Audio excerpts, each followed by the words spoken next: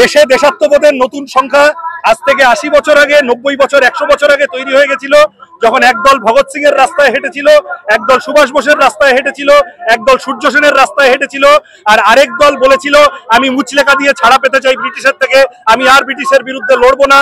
আর এক দল যারা তখন লিখেছিল হে ভারতের হিন্দু জনগণ, ভারতের জনগণ তোমরা ব্রিটিশের বিরুদ্ধে লড়ো না, কমিউনিস্ট আর মুসলিমদের বিরুদ্ধে লড়ো, তখনই বোঝা গেছিল এই বামপন্থীরা দেশপ্রেমিক হতে চলেছে আর একদল দেশকে গদ্দার হতে চলেছে। হিন্দুস্তান মুর্দাবাদ পাকিস্তান জিন্দাবাদ লিখতে গিয়ে বিজেপির ছেলে ধরা পড়ছে কেন?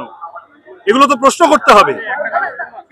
মেজর ছিলেন আমাদের এক্স আর্মি চিফ ছিলেন মেজর নারাবানে, জেনারেল নারাবানে, তিনি বলেছেন যে যুদ্ধ কোনো দীর্ঘমেয়াদী সমাধান হতে পারে না, যুদ্ধ ইজ দ্য লাস্ট রিসর্ট। বলেছেন কিনা? তা জেনারেল নারাবানে কি সিপিএম এর লোক নাকি জেনারেল নারাবানে শুভেন্দু অধিকারীর চেয়ে কম দেশপ্রেমী? তিনি বলেছেন যে যুদ্ধ নিয়ে, যুদ্ধ বলিউডের সিনেমা না, এটা নিয়ে ফ্যান্টাসাইজ করবেন না, রোমান্টিসাইজ করবেন না। সুতরাং পরিষ্কার কথা হচ্ছে আমরা বামপন্থীরা আমাদের দেশের সেনাবাহিনী যেভাবে চলছে, যে কথা বলছে সেই রাস্তায় হাঁটছি। আর যারা দেশের ভিতরে কর্নেল সোফিয়া কুরেশির সামনে গিয়ে দাঁড়ানোর ক্ষমতা নেই, ওই জন্য সোফিয়া কুরেশি বলছেন we are a secular nation, Vyomika Singh বলছেন we are a secular nation, press meet করে বলছেন, সামনে গিয়ে দাঁড়ানোর ক্ষমতা নেই। সেকু মাকু বলে আমাদের এখানে গাল দিচ্ছে, আর যখন আমাদের রাজ্যের আমাদের দেশের সেনা জওয়ান ঝন্টু আলী শেখের বডিটা এলো তখন বিজেপির একটা লোক যাওয়ার ওখানে সুযোগ পেল না। এই হচ্ছে এদের বিচার।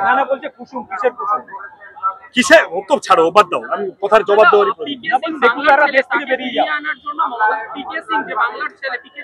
পিকে সাউ, পূর্ণম কুমার সাউ।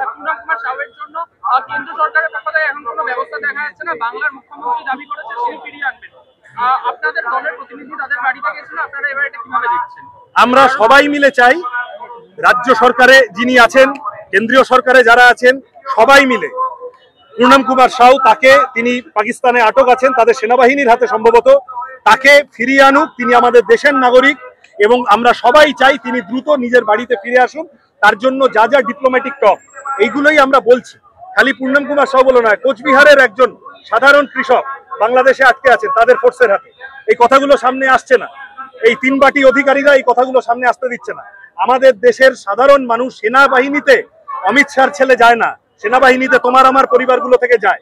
তাহলে তারা তাদের সেফটি, সাধারণ মানুষের সেফটি, এই যে পুঞ্চে যা হলো, রাজৌরিতে যা হলো, ফিরোজপুরে যা হলো, এই নিয়ে তো বেশি আলোচনা হলো না কেন? কাশ্মীরি ইন্ডিয়ান বলে তারা মারা গেলেন, তাদের মৃত্যু নিয়ে বেশি আলোচনা হলো না, তারা তো সিভিলিয়ান, পাকিস্তান আর্মি তাদের অ্যাটাক করে মারলো। তাহলে আমরা এই কারণে সবাই মিলে বলি যে আত্মরক্ষার অধিকার ভারতের আছে। শোনো, চারটে কথা পরিষ্কার। এক নম্বর হচ্ছে সন্ত্রাসবাদের বিরুদ্ধে জিরো টলারেন্স, এটা এ করে নাও, সবাইকে বলছি সন্ত্রাসবাদের বিরুদ্ধে জিরো টলারেন্স। আমি সিপিএম এর কথা বলতে পারি, আমি ফেকুর কথা বলতে পারি না, আমি মাকু সেকু ওই অব্দি বলতে পারবো, ফেকুর কথা বলতে পারবো না। আমরা বামপন্থীরা বলছি সন্ত্রাসবাদের বিরুদ্ধে যতদূর লড়তে হয় ইন্ডিয়ান আর্মি লড়লে আমরা তার সাথে আছি, জিরো টলারেন্স। ২ নম্বর বলছি ইন্ডিয়ান স্টেট কেউ যদি সন্ত্রাসবাদকে মদত দেয় এবং তারা যদি ইন্ডিয়াকে আক্রমণ করে, ইন্ডিয়ার ১০০% অধিকার আছে আত্মরক্ষা করার, অবশ্যই আছে। ৩ নম্বর বলছি কিন্তু শুধু যুদ্ধ দিয়ে এই ধরনের সমস্যা, সন্ত্রাসবাদ অনেক গভীর সমস্যা, ওর প্রচুর অস্ত্র লবি, অনেক রকম গোলমাল জড়িয়ে আছে এর সাথে, অনেক দিনের সমস্যা। শুধু যুদ্ধ দিয়ে হবে না, ডিপ্লোম্যাটিক প্রেসার, আন্তর্জাতিক প্রেসার তৈরি করতে হবে। এই সময় যখন এত অভিযোগ, আইএমএফ এর লোন পেল কি করে পাকিস্তান, প্রশ্ন করছি তো আমরা। সুতরাং ডিপ্লোম্যাটিক টক্স, প্রেসার করতে হবে। আর ৪ নম্বর গিয়ে আমরা বলছি সিভিলিয়ান এলাকায় যেন যুদ্ধ স্প্রেড না করে, সাধারণ মানুষের ক্ষতি হয়, সেই যুদ্ধ আমরা কেউ চাই না। এই যারা যুদ্ধ নয় শান্তি চাই বলছে দেখে তিরিং বিড়িং করে জ্বলছে বিজেপির লোকেরা, তারা বুঝতে পারছে না। এই গতকাল জেনারেল নারাবানেও এটাই বলেছেন, ইন্ডিয়ান আর্মির এখনকার অফিসাররাও এই কথাটাই বলছেন, war is the last resort. এই কথাটুকু শুধু কেটে ছেড়ে দেবে না, তোমাদের বলছি পুরো কথাটা যা বলেছি দেখাবে। আমরা সবাই মিলে চাইছি সন্ত্রাসবাদের বিরুদ্ধে লড়াই, সাধারণ মানুষ যেন যুদ্ধে ক্ষতিগ্রস্ত না।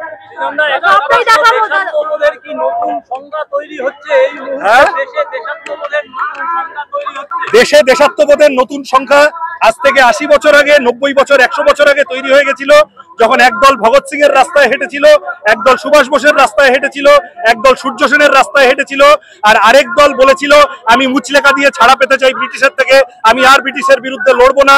আর এক দল যারা তখন লিখেছিল হে ভারতের হিন্দু জনগণ, ভারতের জনগণ তোমরা ব্রিটিশের বিরুদ্ধে লড়ো না, কমিউনিস্ট আর মুসলিমদের বিরুদ্ধে লড়ো, তখনই বোঝা গেছিল এই বামপন্থীরা দেশপ্রেমিক হতে চলেছে আর একদল দেশকে গদ্দার হতে চলেছে।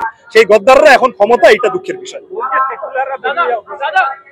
সেকুলাররা বেরিয়ে যাও বললে colonel Sophia Qureshi, wing commander Vyomika Singh যদি আগে তাদেরকে বেরিয়ে যেতে বলা উচিত, কারণ তারা পরিষ্কার বলছেন যে সেকুলারিজম আমাদের দেশের সব থেকে বড় বেসিক টেনেট, এবং তারা বলছেন Indian army is a beautiful reflection of the secular content that India has.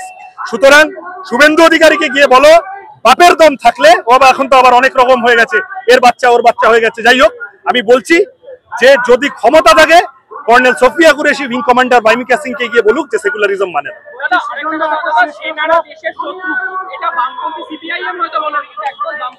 আমি জানি না কে বলেছে আমাদের সেনারা সৈন্যবাহিনীতে যায় না, যান না।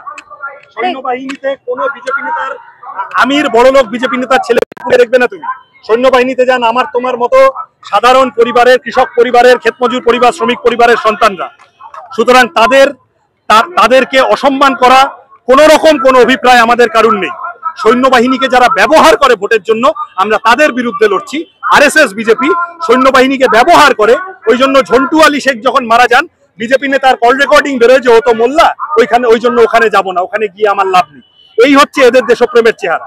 আমরা আমাদের দেশের সেনা জওয়ানদের লড়াই সন্ত্রাসবাদের বিরুদ্ধে 100% তার পাশে আছি।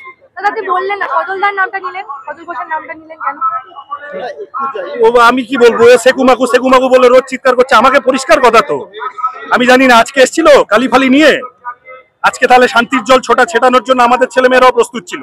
আমার পরিষ্কার কথা, colonel Sophia Qureshi, wing commander Vyomika Singh একদিকে তারা বলছেন এই দেশটা সেকুলার, আর আরেকদিকে সজল ঘোষ, শুভেন্দু অধিকারীরা আর বিজেপির কুৎসিত ধর্ষকাম, জঘন্য যুদ্ধোন্মাদ ট্রোল আর্মি, এই দুটোর মধ্যে দেশপ্রেমের জন্য আমায় যদি বাঁচতে হয়, আমি কর্নেল সোফিয়া কুরেশি আর উইং কমান্ডার ভামিকা সিংকেই বাঁচবো। একদমই কালির কথা বললেন, তাহলে কি গতকালের ঘটনাটা সমর্থন করছেন? কালকে যে ঘটনাটা হলো, যে যারা বলছে যে পাকিস্তানের জল বন্ধ করা হয়েছে, ওরে বাবা, সেটা যদি কেউ গন্ডগোল করে থাকে, তার জন্য প্রশাসন ছিল।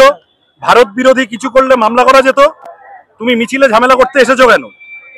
আর তোমরা যা বলছো, তোমরা তো আউট অ্যান্ড আউট বলছো। ওই তো এই একটা, তোমাদের মতো আমি নাম করবো না, ওই এক পিস চ্যানেল বেরিয়ে যান দেশ থেকে যদি সেকুলার হন, 3টে এফআইআর হয়েছে, মিন হতে শুরু করে দিয়েছে, বলছে না হিন্দু মুসলিম একসাথে লড়ছে। তোমাদেরকে বলছি, তোমাদের মধ্যে অনেক ছোট চ্যানেল, পোর্টাল ইত্যাদি আছে, দম থাকলে আমি আশা করি তোমাদের দম আছে, তোমরা সত্যি কথা বলতে পারবে। কর্পোরেট মিডিয়াকে প্রশ্ন করো।